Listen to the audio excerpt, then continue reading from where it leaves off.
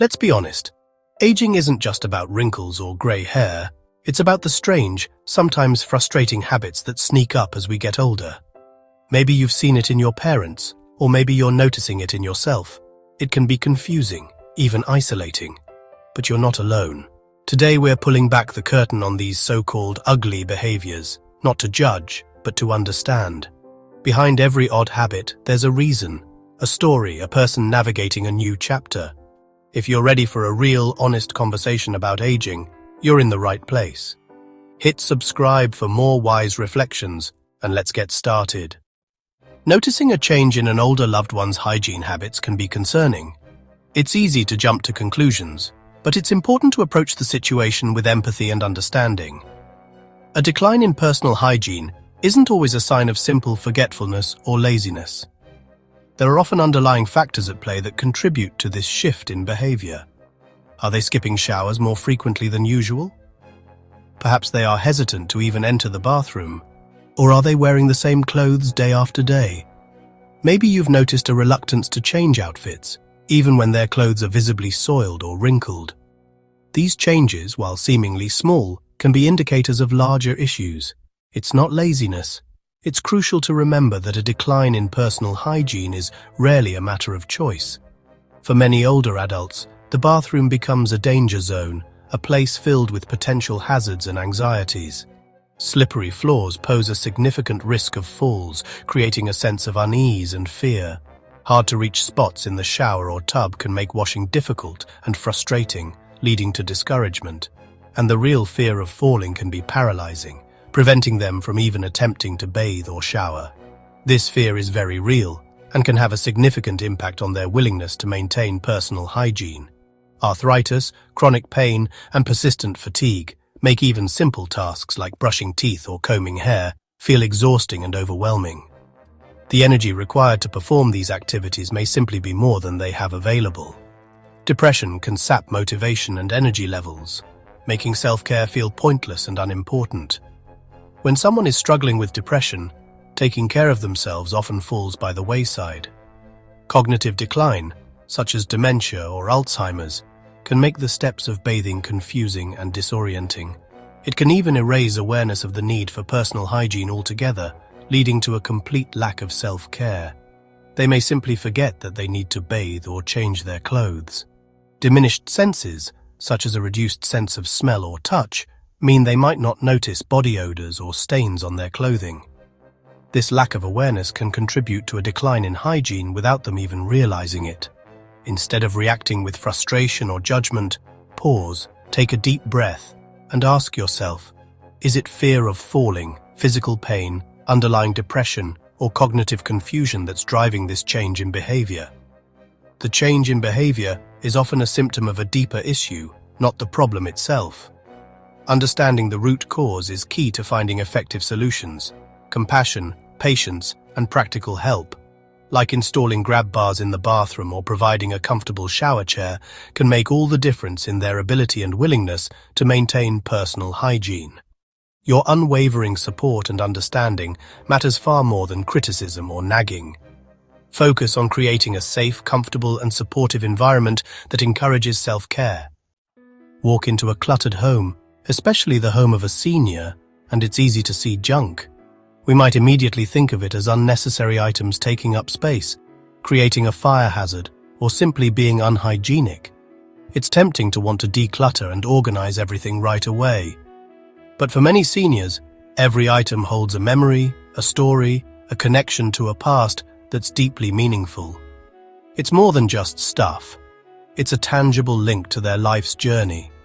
These objects are anchors to a life fully lived, each one representing a moment, a person, or a place that has shaped who they are. They are physical reminders of experiences, both big and small, that have contributed to their identity. Especially as friends fade away, health declines, and independence begins to slip away, these possessions can become even more important. They offer a sense of continuity and stability in a world that feels increasingly uncertain. Letting go can feel like erasing the past, like losing a part of themselves. It's not just about discarding an object, it's about severing a connection to a cherished memory. Clutter is also about control. It can be a way of maintaining order in a life that feels increasingly chaotic. When so much is lost, deciding what stays is empowering. It's a way of asserting their autonomy and making choices about their own environment. Many lived through scarcity, experiencing times of economic hardship and resource limitations, so waste not, want not, is deeply ingrained in their mindset. They may have learned to save and reuse items out of necessity, and this habit can be difficult to break. Barging in with trash bags only threatens their sense of security, making them feel vulnerable and disrespected. It can damage trust and create resistance to any future attempts at decluttering. Instead, sit down, ask about the stories behind the items, and truly listen. Show genuine interest in their memories and experiences. Respect their memories. Acknowledge the value and significance of their possessions, even if you don't personally understand it. The goal isn't just a tidy house. It's about creating a safe and comfortable environment for your loved one. It's helping them feel safe enough to let go, one story at a time, by validating their experiences and showing them that their memories will be cherished even if the physical objects are gone. Patience and empathy go further than force. Understanding their perspective and approaching the situation with compassion will yield far better results. Help them, don't bulldoze them. Offer support and guidance, but ultimately respect their decisions and allow them to maintain control over their belongings and their environment. Ever cringe when a loved one shares way too much at dinner? Aging can weaken the brain's social filter, making impulse control harder. Loneliness plays a role. After days alone, any conversation can open the floodgates. Years of medical talk make private topics feel normal. Sometimes oversharing is a bid for connection or relevance. Memory lapses mean they might not realize they've told the same story before. It's not about embarrassing you. It's about being seen and heard. Gently redirect the conversation and remember it's a need for connection, not a flaw. Compassion beats cringing. You can't teach an old dog new tricks. Sound familiar? Stubbornness often comes from clinging to the comfort of the familiar in a rapidly changing world. Fear of failure and loss of independence make change feel threatening. Sometimes, I don't want to really means I'm afraid I can't. Digging in their heels is a way to assert control when so much else is slipping away. Their way is built on decades of experience. Sometimes it really does work for them. Don't bulldoze, collaborate. Frame new ideas as experiments, not ultimatums. Respect their experience and you'll get further. Patience and partnership open more doors than force. Watching a loved one ignore pain, discomfort, or other concerning symptoms can be a truly unsettling experience. It's natural to feel worried and want them to seek medical attention. But this avoidance is often rooted in fear, a complex emotion that can manifest in many ways. It's important to understand the underlying reasons behind their reluctance to address their health concerns. Denial is a common coping mechanism, a way to shield themselves from the potential reality of a health problem. It's a psychological defense that allows them to minimize the perceived threat. If they don't get an official diagnosis, maybe, just maybe, the problem isn't real, or at least not as serious as they fear. This can be a powerful motivator for avoidance. Fear of losing independence is a significant factor. The thought of relying on others for daily tasks can be deeply upsetting. Financial worries also play a crucial role. The rising cost of healthcare can be a major deterrent, especially for those on a fixed income. They might be worried about burdening their family with medical expenses, and a lifetime of toughing it out, a deeply ingrained sense of self-reliance and stoicism, all contribute to this reluctance. They may have always prided themselves on their ability to handle things on their own. Admitting there's a problem, acknowledging vulnerability, can feel like the first step toward losing everything they hold dear: their autonomy, their dignity, and their sense of self.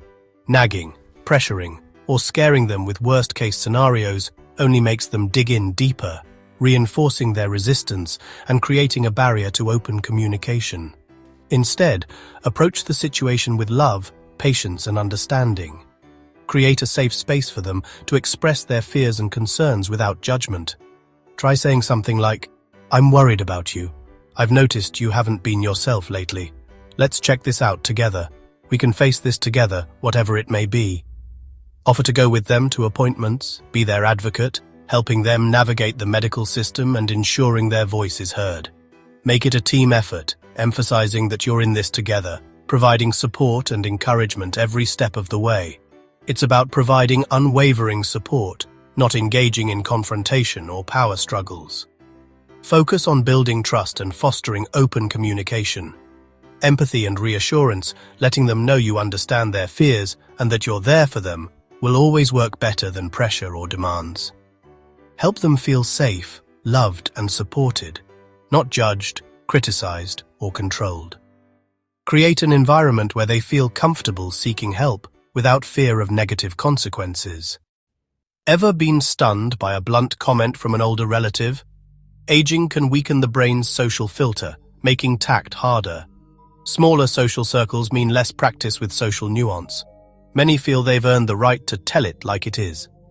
Sometimes, bluntness is meant as concern, not criticism. Sensory decline can affect tone and volume, making words sound harsher. They may not pick up on your reactions. Don't take it personally. Gently let them know if something stings. A calm response works better than anger. When a once social loved one starts to withdraw, it's not just getting old. It's often grief, loss, or physical limitations. Losing friends and partners shrinks their world. Hearing, vision, and mobility issues make socializing exhausting or impossible. Fear of being a burden keeps them home. Depression saps motivation and deepens isolation. Cognitive decline makes social situations anxiety-inducing. The result? It's easier to stay home than face the challenges. Don't let them drift away. Reach out. Visit and offer quiet companionship. One-on-one time can mean more than a crowded party. Your presence matters. Connection is the antidote to loneliness. Stained shirts, old shoes, or the same sweatpants every day. What's really going on? Comfort is key. Aging bodies are sensitive and easy clothes win over style. Mobility issues make buttons and zippers tough. Fixed incomes mean new clothes aren't a priority. Fashion trends just don't matter anymore. Cognitive changes can affect judgment about what's appropriate. Instead of judging, offer gentle help. Laundry, shopping, or picking out outfits. It's about adapting, not criticizing. Help them feel comfortable and cared for. Odd eating habits, like piling on ketchup or eating only sweets, are common with age. Diminished taste and smell make food bland, so strong flavors become appealing. Dental issues make soft foods easier. Medications can alter taste or appetite. Cooking for one is exhausting, so convenience wins. Depression and loneliness sap the joy from meals. These habits aren't quirks, they're adaptations. Find creative ways to make eating enjoyable again. Paranoia, accusing others of theft or harm, can be heartbreaking to witness. Cognitive decline, especially dementia, is often the root. Memory gaps get filled with suspicion. Hearing and vision loss distort reality, fueling fear. Social isolation magnifies worries. Past experiences with scams can make suspicion rational. Feeling powerless can turn anxiety into paranoia. Don't argue. Offer reassurance and safety. Calm, steady support is key. Did I ever tell you about? Yes, probably many times. Repetition is usually a sign of short-term memory loss. Long-term memories stay strong, so old stories resurface. Repeating can also be a way to connect or seek reassurance. Sometimes it's just filling silence with familiar words. They may not notice your frustration. Try asking about a new detail or gently steering the conversation. Patience and engagement go a long way. A once tidy home now cluttered and in disrepair. It's not giving up, it's overwhelm. Physical tasks become dangerous or impossible. Fixed incomes make repairs unaffordable. Grief and depression sap motivation. Sensory decline means they may not notice messes. The sheer scale of problems can paralyze action. Instead of criticizing, offer specific help. Mow the lawn, fix a light, tackle one closet. Small acts of help matter more than big lectures. Support, not judgment, is what they need. These ugly behaviors aren't flaws. They're symptoms of pain, fear, and change. What you see is just the surface. The real story is underneath. Next time, pause and ask, what's really going on? Replace judgment with curiosity, criticism with compassion. Your empathy and patience are powerful tools. We'll all face these changes, either ourselves or with loved ones. Share your stories in the comments and let's learn together. Subscribe to Wise Reflections for more real conversations. Take care of each other.